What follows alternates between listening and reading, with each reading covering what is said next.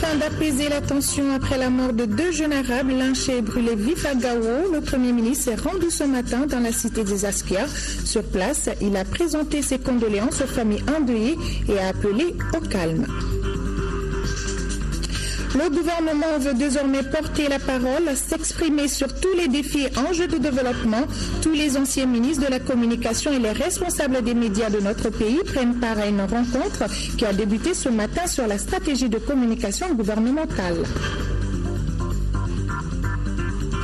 Les ressources humaines en temps de crise, quel enseignement tirer dans un contexte post-crise? C'est le thème des 18e journées africaines des ressources humaines ouvertes ici à Bamako. Voilà pour les titres, le développement dans un court instant. Bonsoir à tous et bienvenue. En image, le président de la République, Ibrahim Boubacar Keïta, a quitté Bamako cet après-midi pour la Guinée-Conakry. Sur place, le chef de l'État doit prendre part à la rencontre de l'OMBS, l'organisation pour la mise en valeur du fleuve Sénégal. À son départ à l'aéroport Bamako-Sénou, il a été accompagné par le Premier ministre, chef de gouvernement, des membres du gouvernement, des corps constitués et des ambassadeurs accrédités au Mali. Les détails de ce voyage présidentiel avec nos envoyés spéciaux, Nyanya Alou Traoré et Abraman Djoka Traoré dans nos prochaines éditions. Le voyage donc du président de la République pour la Guinée-Conakry, où il prendra part à la rencontre de l'OMVS, l'Organisation pour la mise en valeur du fleuve Sénégal. Avant son départ pour la Guinée, le président de la République, Ibrahim Boubacar Keïta, a reçu en audience le général David Rodriguez, commandant du commandement des États-Unis pour l'Afrique, et Jean-Paul Baquet, président de Business France. Avec les deux personnalités, le chef de l'État a abordé les questions liées à la sécurité de façon générale et l'amélioration du climat des affaires au Mali. Youssouf Dakité, compte rendu. Le général David Rodriguez est le 3e commandant du commandement des États-Unis pour l'Afrique. En se rendant à Koulouba, il avait un message, celui de rester aux côtés du Mali dans son combat pour sa stabilité. Nous avons parlé avec le président du leadership continu dont le Mali fait preuve pour toutes les activités qu'elle mène. Et nous-mêmes, nous sommes aux côtés du Mali pour l'aider à adresser les questions, les défis sécuritaires du pays. Depuis ma dernière visite il y a 2 ans, il y a des progrès très significatifs qui ont été faits pour assurer une paix durable au nord du Mali. Je salue ces efforts et en particulier les efforts de négociation d'un accord global de paix. Tous les partenaires du Mali souhaitent que ces efforts soient un succès, soient une réussite. La deuxième personnalité reçue par le président de la République est le président de Business France. Avec lui, il a été question de l'amélioration du climat des affaires au Mali, gage de développement durable. La Business France avait organisé avec le MEDEF français un colloque pour amener les entreprises à venir investir, travailler au Mali. Cette manifestation était prévue depuis plusieurs mois et les événements dramatiques que vous avez connus auraient pu faire que nous ne soyons pas venus. Nous avons tenu à venir, nous avons tenu à maintenir cette manifestation pour dire notre attachement au Mali et pour dire notre volonté de faire en sorte que les relations économiques entre les deux pays s'accentuent tout en manifestement notre attachement à la démocratie. En conclusion, tous sont unanimes que nous devons rester unis pour relever les défis liés à la sécurité et au développement durable. Le Premier ministre Modibo Keïta, lui, était ce matin à Gao pour apaiser la tension après la mort de 2 jeunes arabes lynchés et brûlés vifs par une foule en colère. La délégation du Premier ministre a rencontré les notables et les communautés arabes avant de présenter les condoléances aux familles endeuillées. De Gao, le reportage de Tussakoni. Le Premier ministre et sa délégation se sont rendus successivement au siège des notables de Gao dans les familles des 2 disparus qui sont Amadahia Ould Tahib et Omar Ould Sidia au 4e quartier.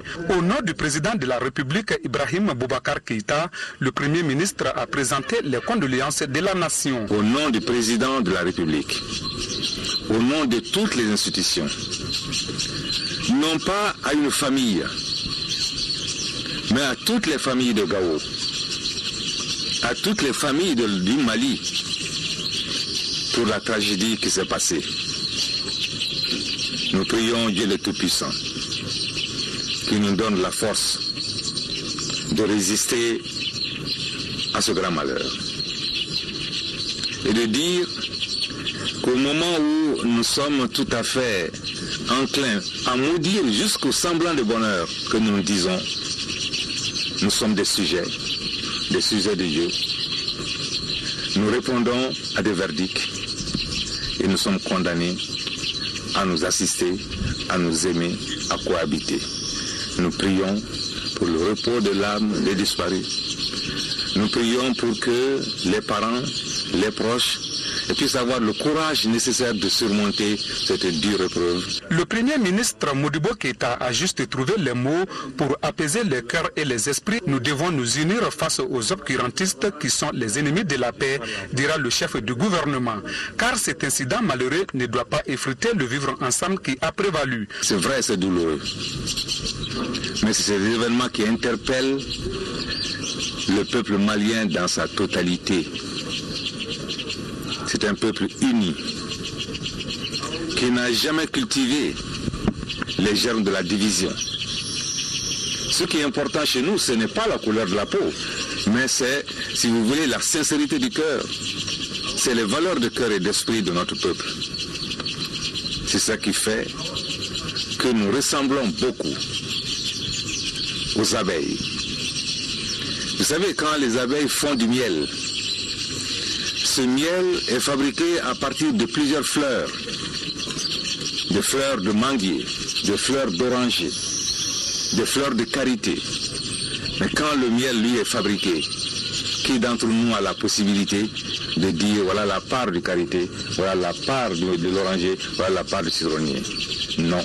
Tout comme les notables de Gao, les communautés arabes ont salué cette démarche du gouvernement malien qui vise à réunir tous les fils du pays sans distinction de genre, de race et de religion. C'est un accident qui nous est tous arrivé et qui, en tout cas, qu'on regrette parce que toujours il y a des mauvais gens parmi nous qui font tout pour essayer de nous mélanger. Je les ai déjà demandé de garder leur calme. Que la justice soit faite parce que on a impliqué parce que les tensions étaient trop tendues, il y a eu trop de problèmes. Vraiment, on voulait vraiment c'est que la population essaye d'amener la paix, vraiment, parce que c'est venu dans des mauvais moments. Donc nous sommes dans un processus de pourparler, et donc d'éviter l'amalgame, surtout l'amalgame. Le Premier ministre qui est arrivé ce matin, là, vraiment. C'est une très bonne chose. Ça ne fait qu'apporter du bonheur pour la population. Le chef du gouvernement s'est prononcé sur l'accord d'Alger. À nos frères qui n'ont pas encore paraphé, j'invite tous les Maliens à ne pas les considérer comme étant des ennemis, mais plutôt à les considérer comme étant des frères, qui, je suis sûr, mesurent eux aussi l'importance de l'enjeu que constitue aujourd'hui la paix, la sérénité et la sécurité. Et justement, le Premier ministre, chef du gouvernement, Modibo Keïta, a accordé une interview à notre reporter Drissa Koné sur les objectifs de sa mission. Nous l'écoutons.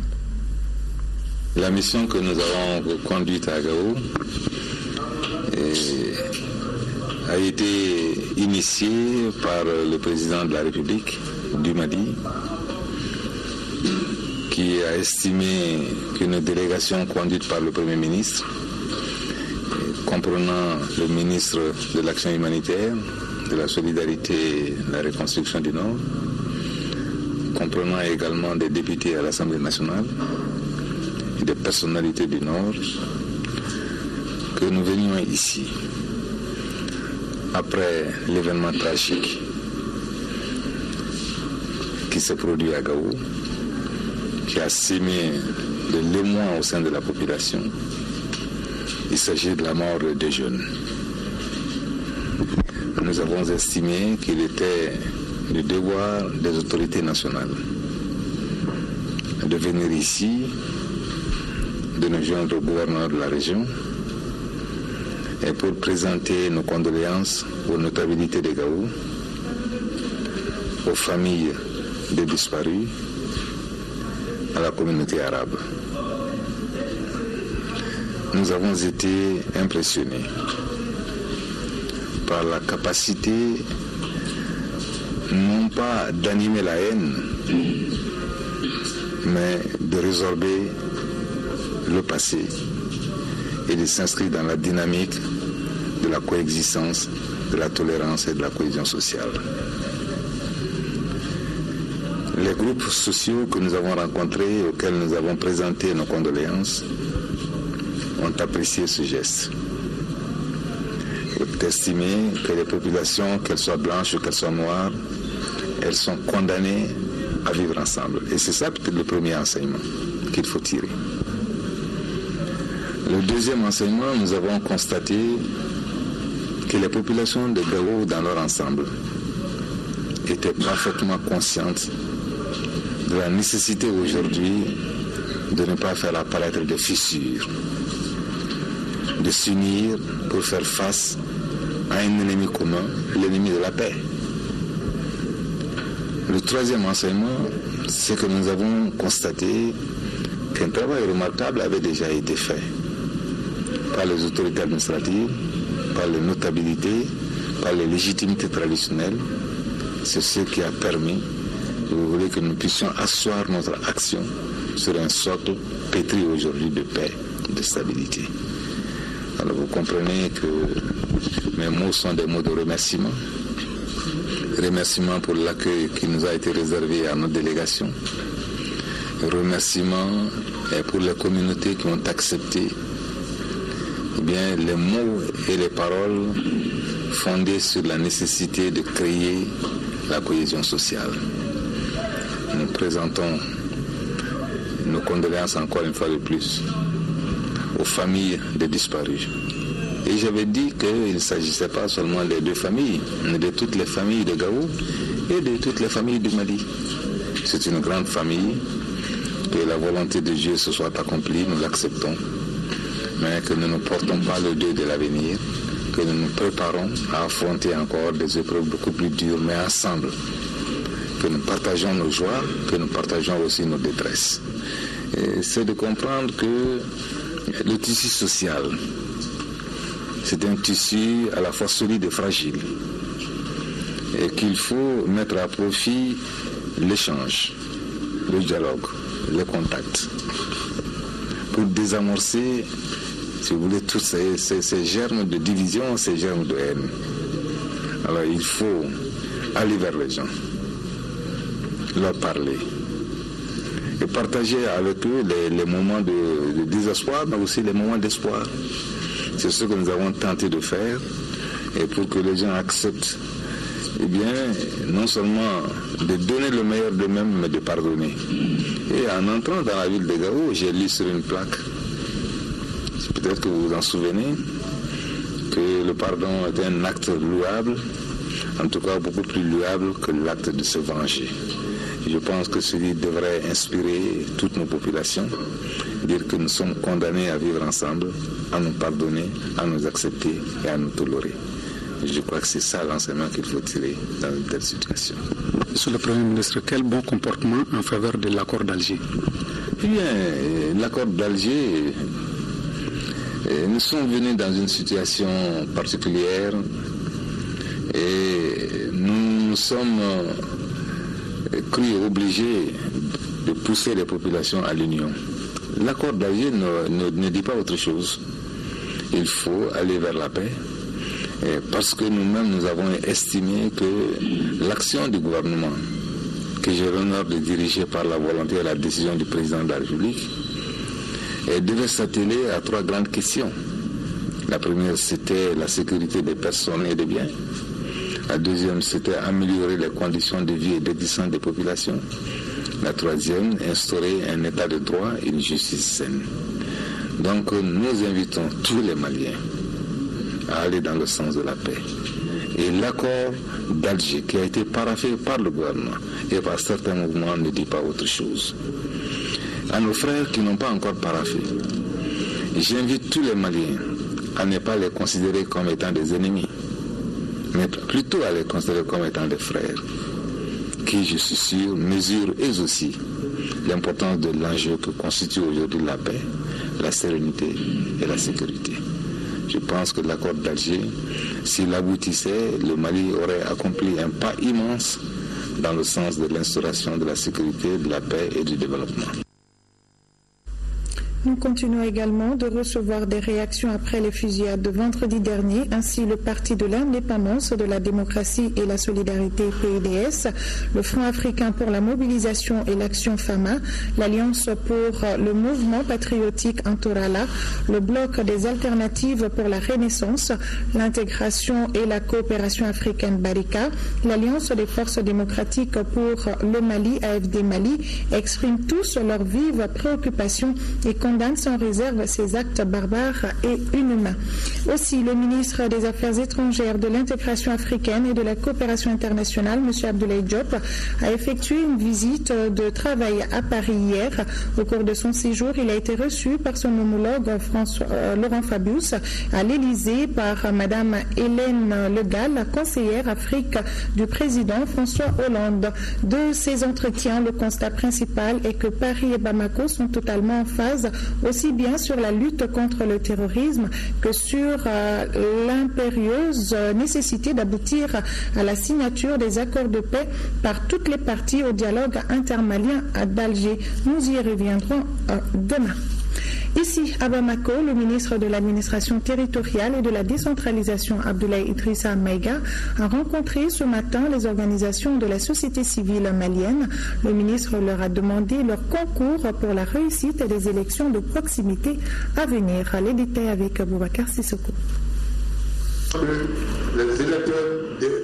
Après les partis politiques, le ministre de l'administration territoriale et de la décentralisation a rencontré les organisations de la société civile malienne. Il a sollicité leur contribution afin que les élections communales et régionales se déroulent à la satisfaction de toutes les parties prenantes. Le ministère de l'administration territoriale et de la décentralisation a besoin de vos contributions, de votre accompagnement dans la conduite de ces missions, dans le portage des réformes, telles la régionalisation, telles les agences de développement régional et bien d'autres. A besoin de vos contributions pour que le climat puisse être un climat apaisé, que l'environnement devienne un environnement amical entre tous les compétiteurs, les différents candidats aux prochaines élections. Deux thèmes ont été exposés devant les représentants de la société civile malienne, notamment la communication sur les élections et la présentation des grands chantiers de la décentralisation et des réformes institutionnelles en cours. Pour réaliser des élections transparentes et crédibles, les organisations de la société civile demandent au gouvernement de mettre l'accent sur la communication afin que les populations puissent s'approprier la décentralisation et la régionalisation. Nous avons fait des recommandations au ministre de l'administration territoriale et de la décentralisation par rapport à l'implication des organisations de la société civile qui sont là à aider par rapport aux élections, par rapport au préaccord qui a été signé et l'accord qui va être signé bientôt, et nous sommes disponibles à accompagner. Le ministre Maïga s'est dit déterminé à multiplier des cadres de concertation de ce genre. Il a également demandé aux organisations de la société civile malienne d'être de bons relais pour une large compréhension des enjeux des élections de proximité à venir par les populations. Je l'ai annoncé dans les titres, le gouvernement malien veut désormais porter la parole, s'exprimer sur tous les défis et enjeux du développement. Tous les anciens ministres de la communication et les responsables de l'ensemble des médias du pays, publics et privés, prennent part à cette importante rencontre. Souleymane Kenza Sidibé nous fait le point de la rencontre. La seule force qui est et demeure en l'homme, c'est de parler, disait le penseur. Le gouvernement du Mali a décidé de porter désormais la parole sur les grands défis et enjeux du développement global du pays. C'est à la lettre la volonté exprimée à travers l'atelier national sur la stratégie de la communication gouvernementale. Ainsi, il s'agira d'élaborer une stratégie globale et des plans de communication sectorielle. Le maire de la commune 3, dans son adresse de bienvenue aux experts du domaine, a salué cette initiative. Il la trouve salvatrice pour les collectivités. Pour Abdel Kader Sidibé, toute politique publique doit être accompagnée d'une communication. Cette fois-ci, on est en droit d'inspirer. L'actuel ministre est en porte-parole du gouvernement et a dans ses attributions la communication. Ni le programme national de communication pour le développement, ni le recours aux chargés de communication, pour diverses raisons, n'ont permis à la communication de jouer le rôle qui est le sien. Les tentatives de planification des actions de communication initiées dans le passé étaient le fait du département de tutelle. La différence avec l'exercice auquel vous êtes conviés aujourd'hui réside dans les attributions actuelles du ministre de l'économie numérique, de l'information et de la communication, porte-parole du gouvernement. Pour lui, il importe d'allier rigueur, professionnalisme dans un esprit d'équipe, dans une logique participative et créative, le tout dans un cadre bien formalisé. Le présent atelier qui vous réunit pendant 4 jours est donc le point de départ de ce chantier d'élaboration de la stratégie gouvernementale.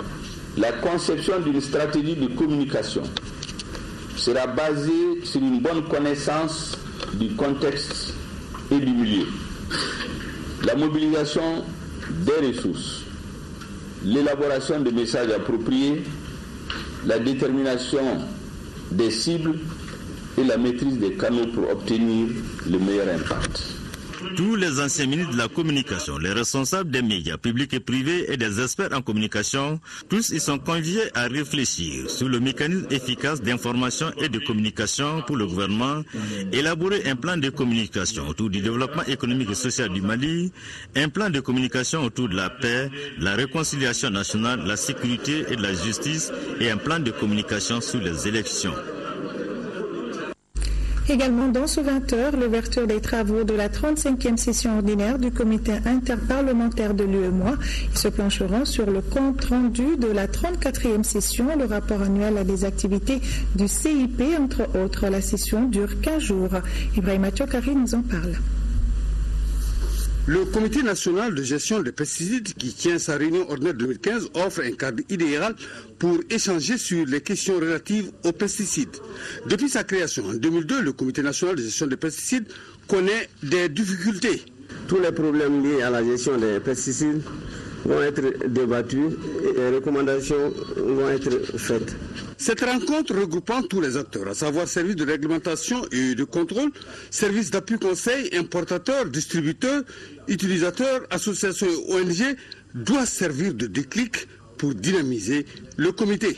Le programme d'appui aux productions agricoles en Afrique de l'Ouest, WAP, s'est engagé à apporter un appui financier au CNGP et le département de tutelle compte sur la technicité de tous les acteurs. Comme vous le savez, les pesticides constituent des intrants nécessaires à la protection des cultures. Aussi, c'est à juste titre qu'elle a toujours fait l'objet d'une attention particulière de la part des pouvoirs publics.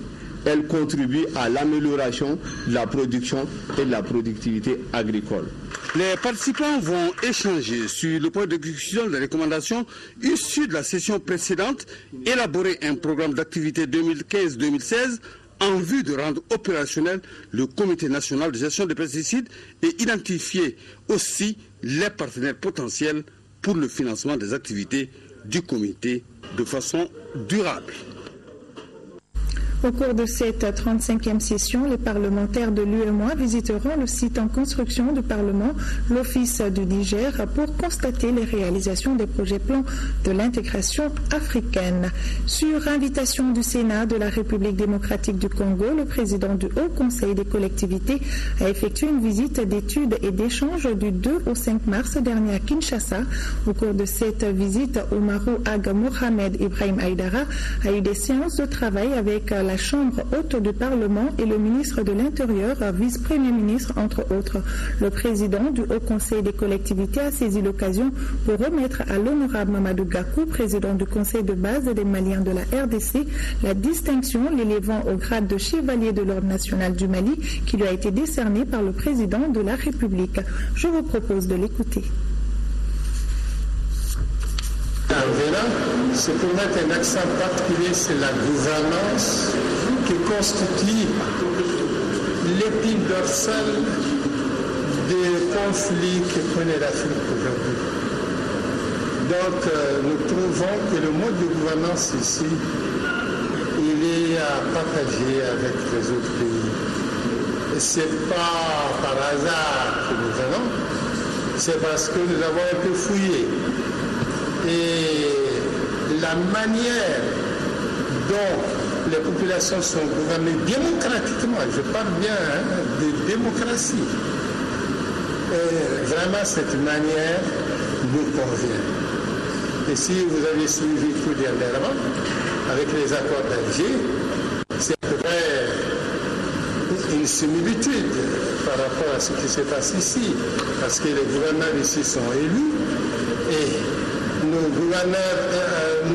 gouverneurs sont nommés, mais nous voulons changer de fusil d'épaule.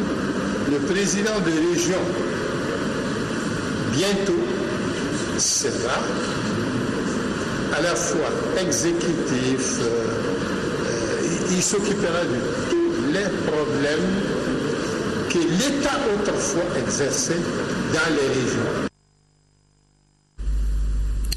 Le ministère de la Sécurité intérieure et la Protection civile et le Programme des Nations Unies pour le développement PNUD ont organisé une rencontre sur l'appropriation du processus de réforme de la sécurité.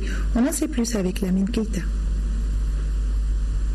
Cet atelier intervient à un moment où le problème de sécurité se pose avec acuité dans notre pays. Il s'agit pour les participants à cette rencontre de porter la réflexion sur la réforme du secteur de la sécurité.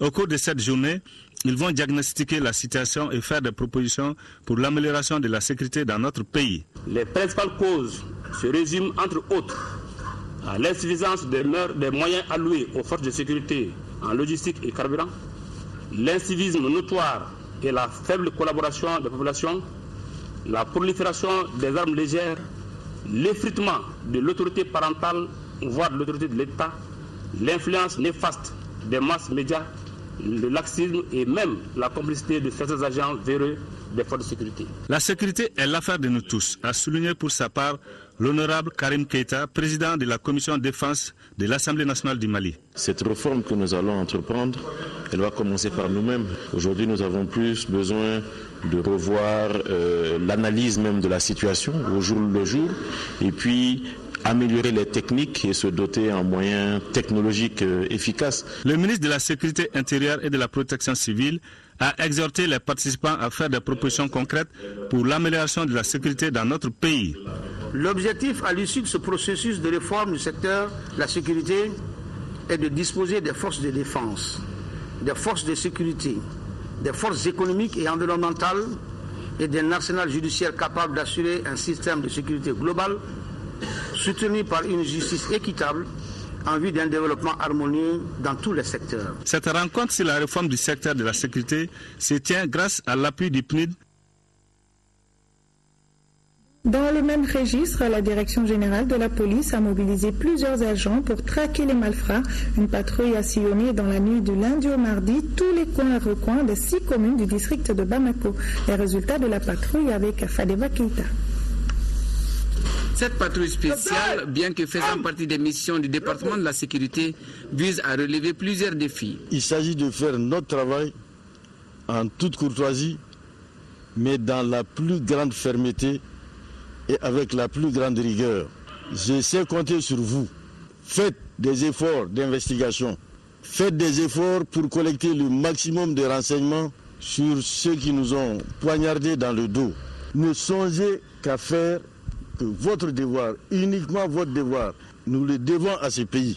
Ce ne sont pas les moyens qui travaillent, ce sont les hommes, c'est la détermination des hommes, c'est l'engagement des hommes, c'est l'intelligence des hommes.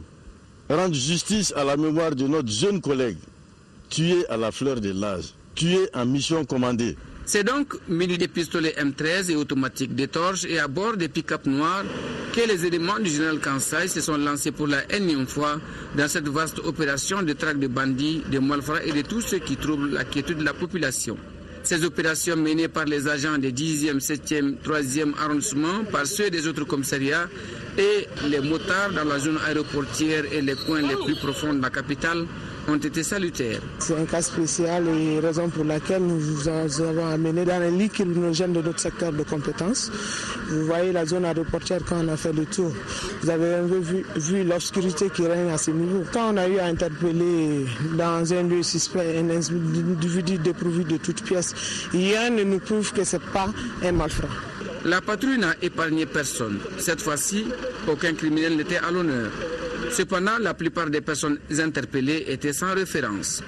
Il reste à étendre le phénomène dans nos régions et cercles où des attaques sporadiques sont souvent constatées.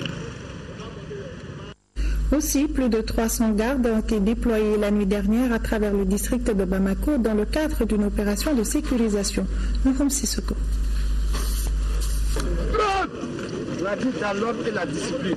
Cette patrouille de la garde nationale a mobilisé 340 agents, dont 7 officiers et 10 personnels féminins. Les plus hautes autorités qui veulent en ce moment-ci, où nous connaissons un développement de la situation sécuritaire qui se dégrade. Il s'agit maintenant pour vous de rassurer et la population malienne et nos autres qui sont parmi nous, qui sont présentement inquiets. Nous vous demandons d'exécuter cette mission avec honneur. En ce moment-ci, il s'agit d'être ferme mais courtois avec la population. Il ne s'agit pas de les traumatiser, les contrôles se feront dans la plus grande courtoisie. Après les consignes, 3 groupes formés rejoignent les zones de ratissage à eux confiées. Il s'agit des flancs de la colline de Lafiabougou et de Medinakoura, ainsi que les périmètres de la commune 1 et de Mourbabougou. Nous accueillons favorablement ce genre de contrôle. Cela nous rassure dans cette zone périphérique. Cette opération doit se poursuivre. Les artères principales n'ont pas été épargnées par le contrôle. Le geste est éprouvant pour certains usagers et pour d'autres, la démarche est salutaire. Moi j'apprécie beaucoup vraiment. Parce qu'actuellement, il y a l'insécurité dans le pays. Je veux que ça soit toujours continuel à cause de l'insécurité. Vraiment, ça c'est très bien, vraiment. Nous, les populations, nous sommes en sécurité que ces gens.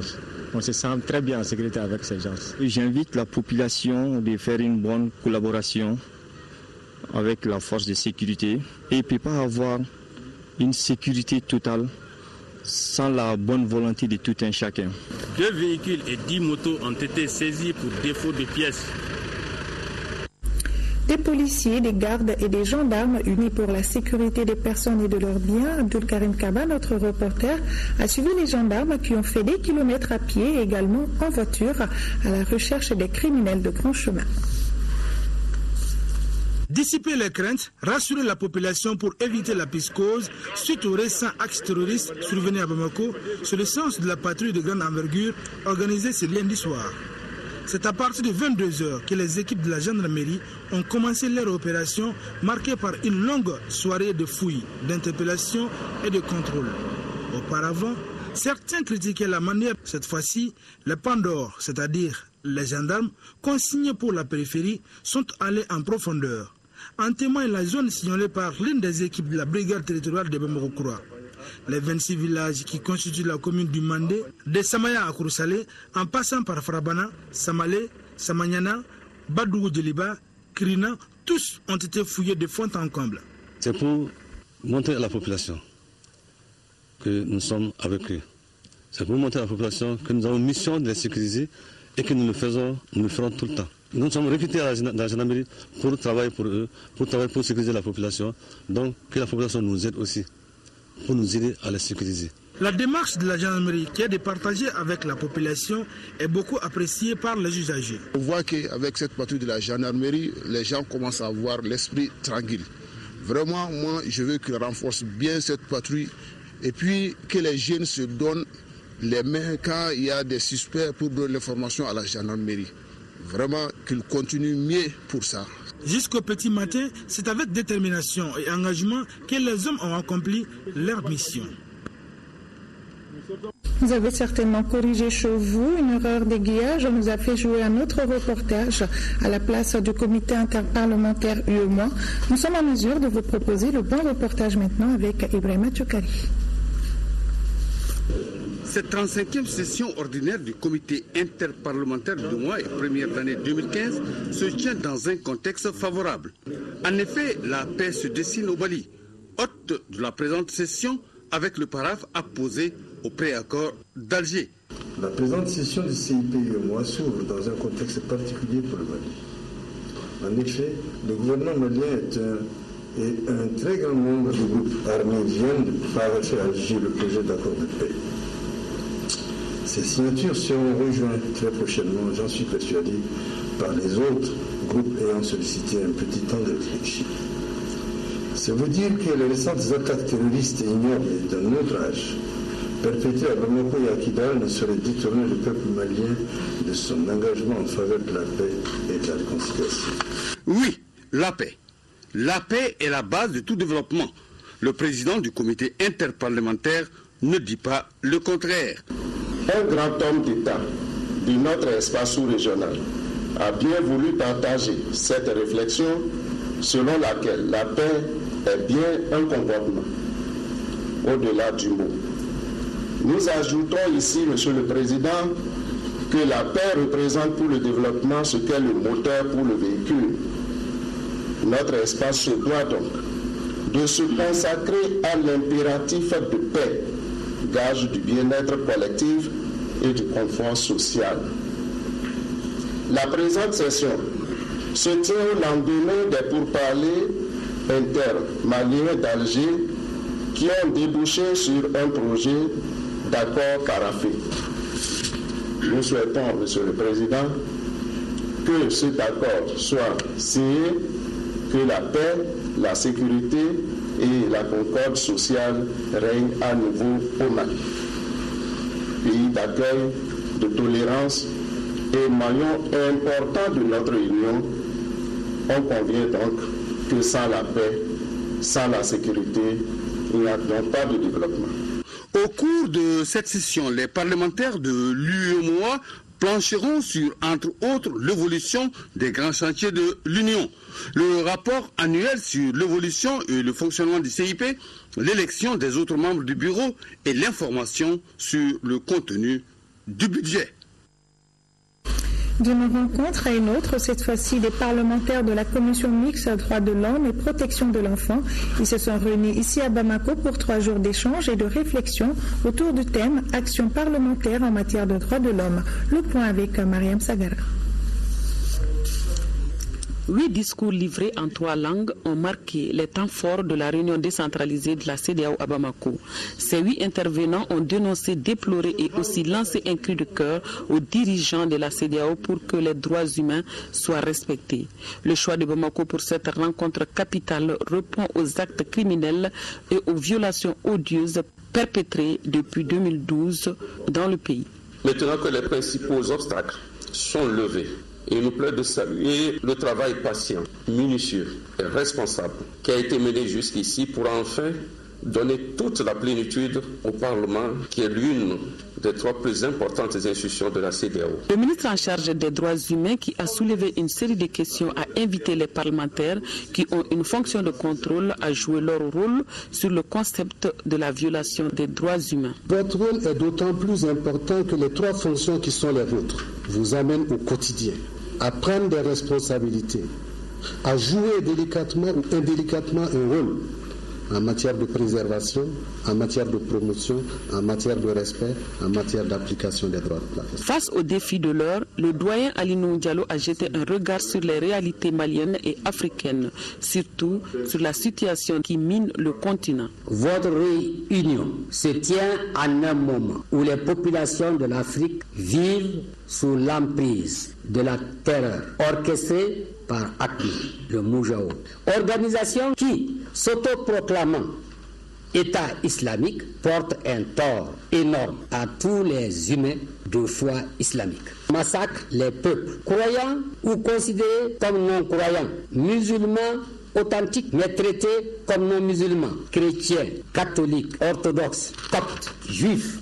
Personne n'est épargné. Les différentes victimes de ces actes de barbarie qui, hélas, sont commis au Mali comme ailleurs dans le monde trouveront sans doute dans vos délibérations un motif de soulagement. Adopter une loi serait insuffisant sans l'existence de mécanismes appropriés pour en assurer l'exécution. Des avancées considérables ont été enregistrées, mais beaucoup reste à faire pour les parlementaires.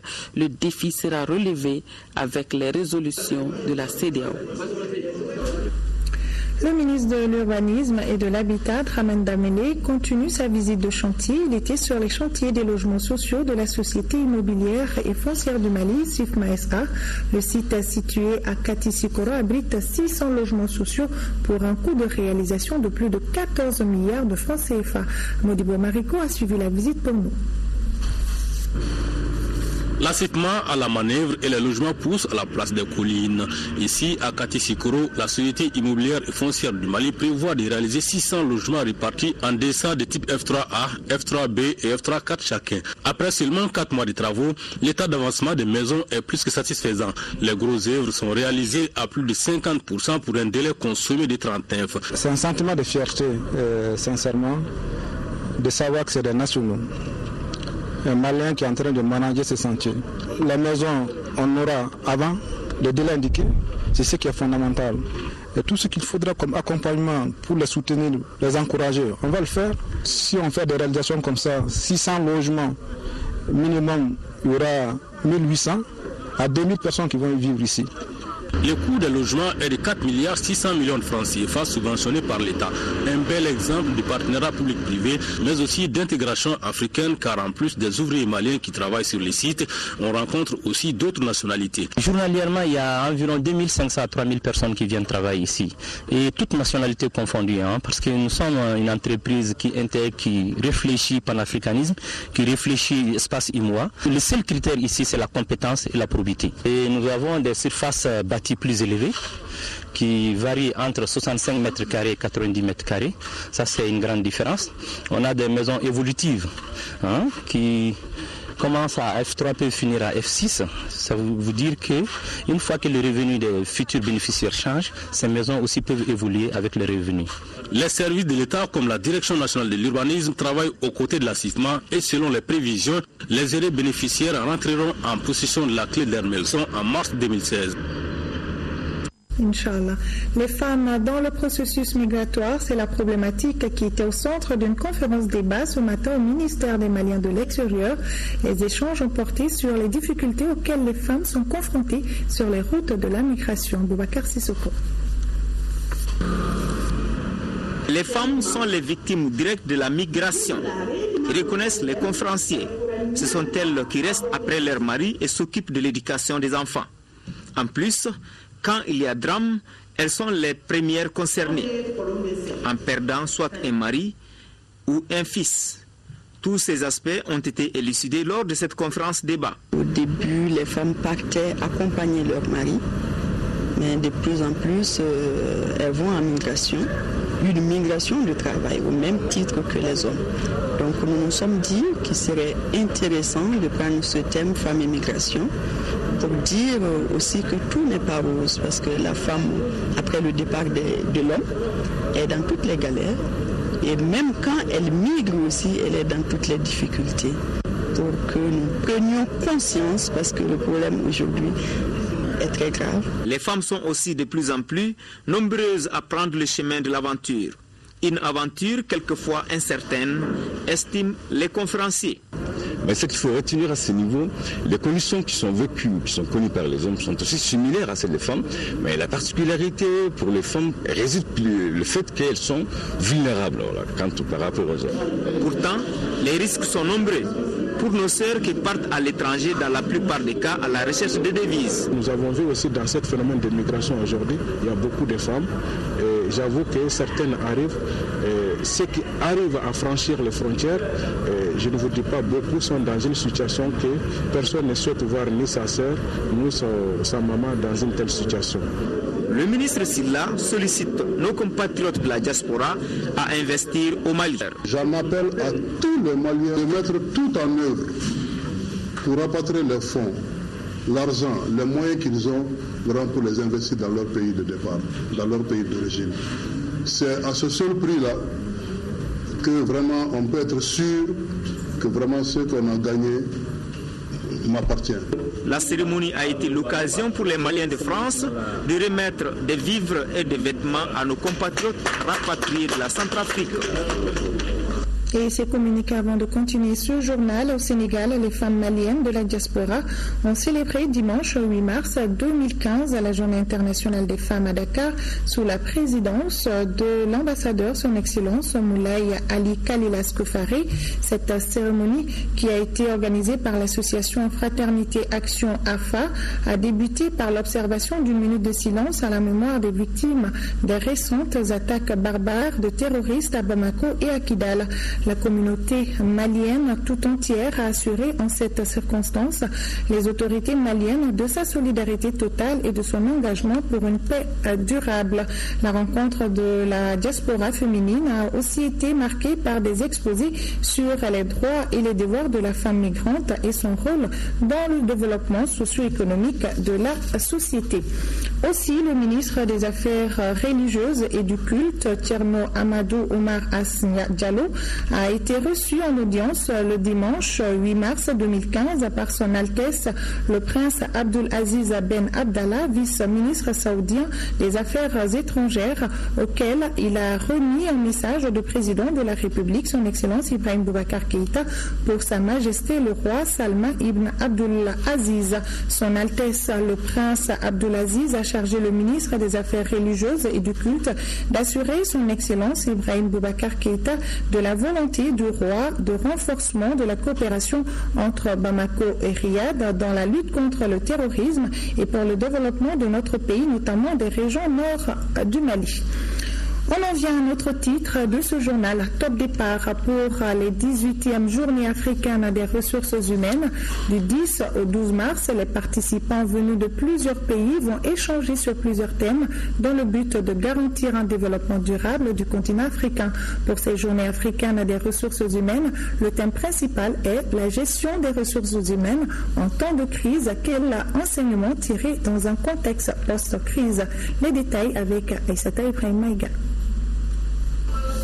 Pari gagné par l'Association malienne des gestionnaires en ressources humaines, celui de l'Organisation des Journées africaines des ressources humaines, 18e édition. Malgré sa jeunesse, malgré les contraintes de toutes sortes, notre association n'a pas hésité à s'engager dans l'aventure de l'organisation d'une manifestation à vocation panafricaine. En ce jour 10 mars 2015, le Mali inscrit son nom au palmarès des pays africains ayant organisé les journées africaines. Après la Côte d'Ivoire, la Confédération africaine des ressources humaines et l'Association africaine des formateurs directeurs du personnel viennent une fois de plus manifester la solidarité et l'entraide qui caractérisent leur organisation.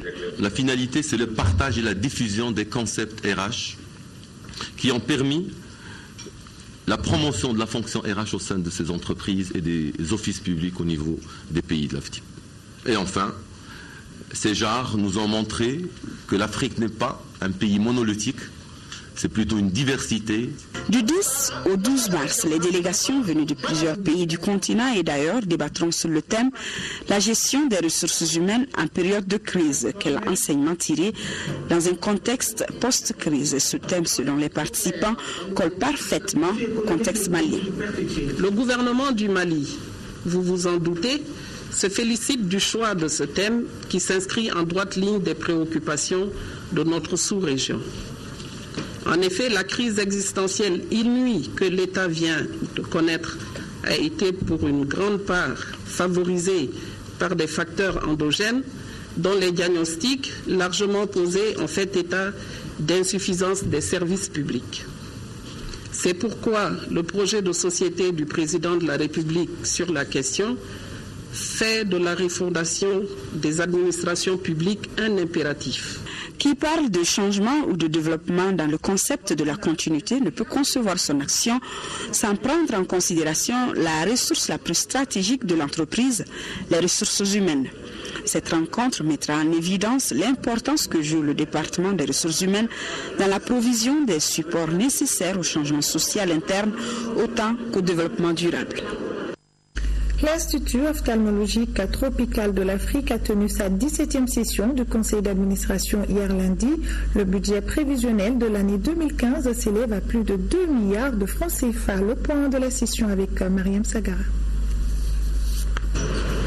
L'Institut ophtalmologique tropical d'Afrique, l'IOTA, a pour la première fois de son histoire dépassé les prévisions du plan d'activité de l'année en cours. Avec cette 17e session commence réellement l'exécution de notre projet d'établissement 2014-2018. Quand je vois le budget prévisionnel 2015 par rapport aux autres années passées, je dirais que c'est une première qu'on atteint une telle prévision budgétaire. Dans le cadre des consultations, soins et formations, l'IOTA aujourd'hui n'a vu aucune structure aussi performante qu'elle soit pour le besoin de ses patients. Nous avons réalisé environ 61 189 consultations ophtalmologiques avec environ 6 000 interventions chirurgicales. Dans les domaines de la formation, 24 étudiants de 7 nationalités ont été inscrits au niveau du diplôme d'études supérieures, dont 19 médecins ont été admis en classe supérieure.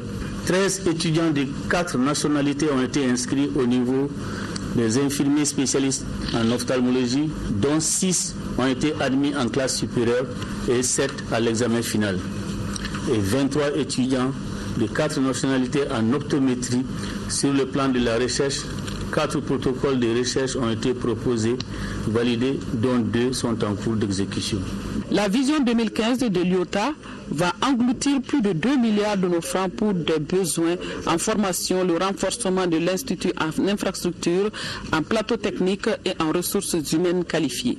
Cette structure fortement sollicitée dans la sous-région entend par ses échanges et collaborations se donner une nouvelle orientation de la politique de l'excellence.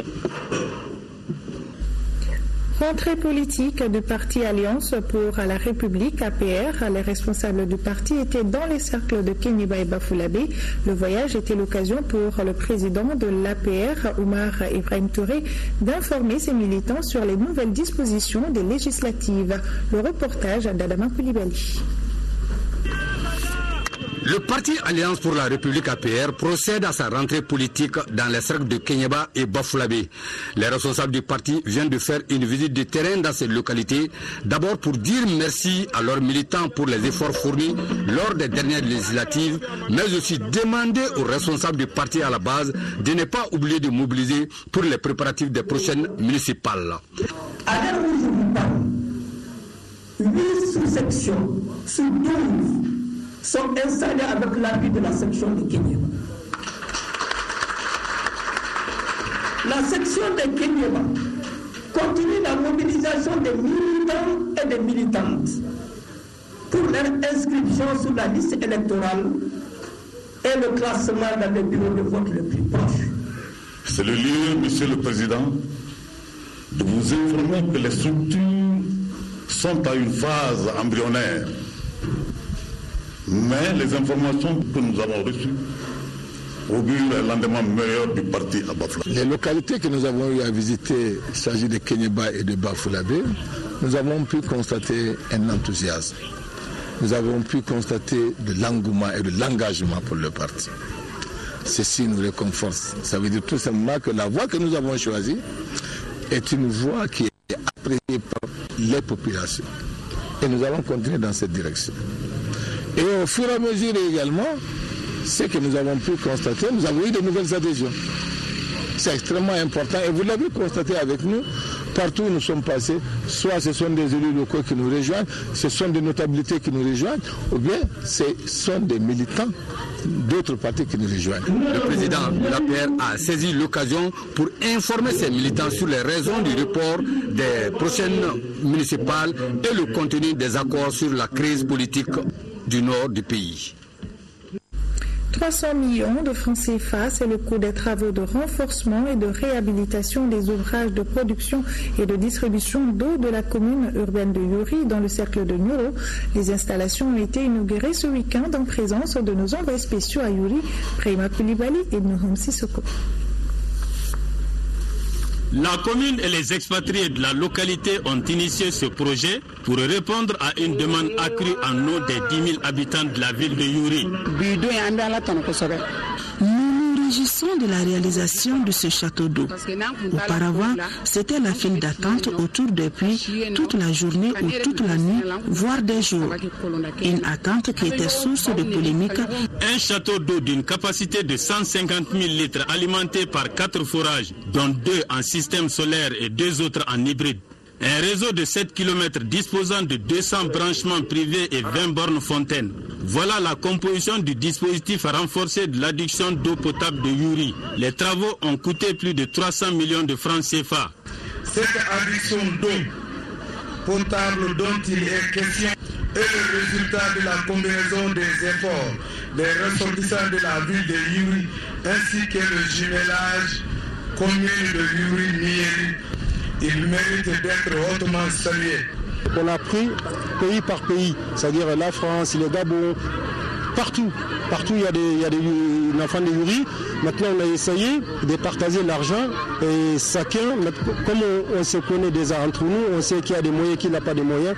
Donc et puis voilà, donc maintenant on a partagé l'argent. Chacun il doit sortir sa part, et bien voilà comment on a remis l'argent. Cette action de haute portée s'insère dans le processus de décentralisation en cours dans notre pays, selon le chef de cabinet du ministère de l'Énergie et de l'Eau.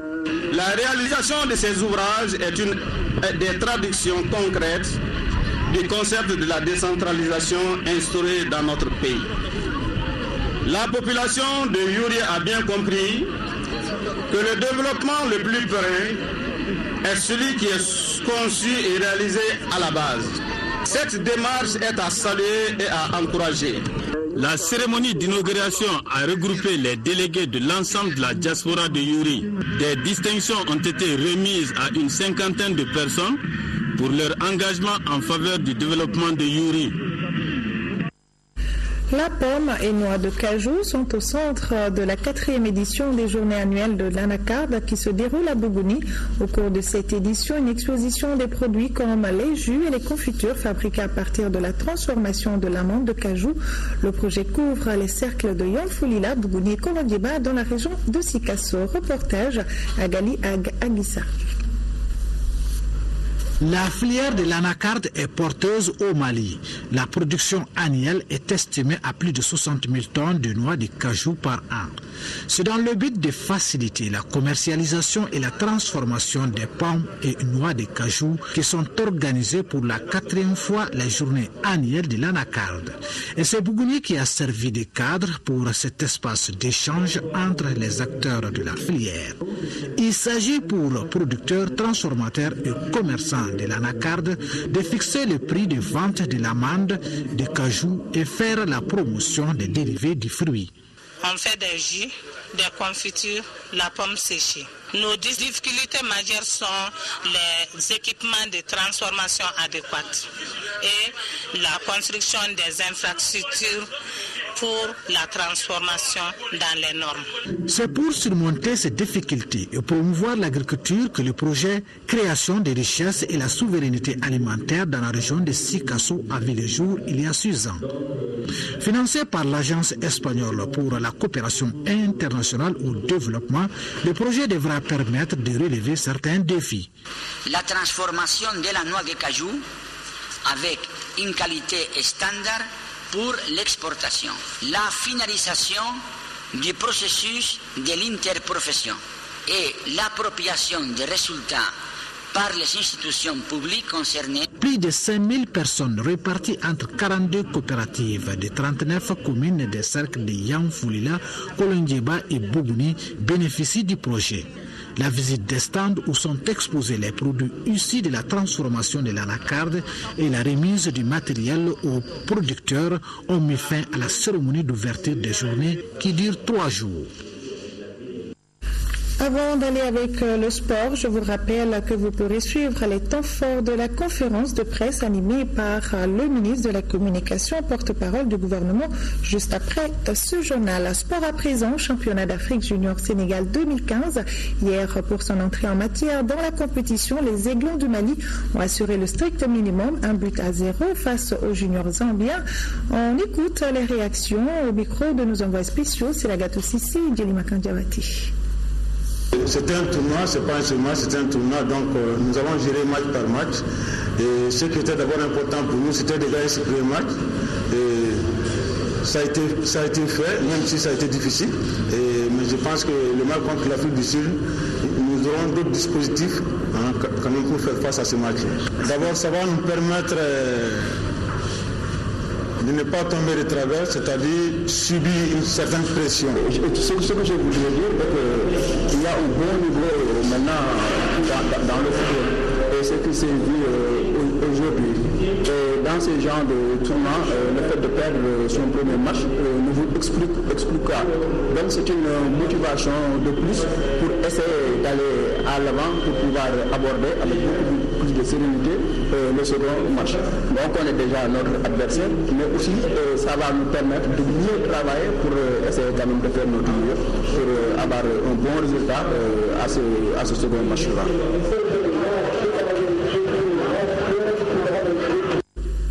La deuxième sortie du Mali est prévue ce jeudi à 16h30 contre l'Afrique du Sud. Après une journée, le Ghana est en tête du groupe B avec 3 points plus 2, suivi du Mali, 3 points plus 1, et la Zambie, 0 points moins 1, et l'Afrique du Sud, 0 points moins 2.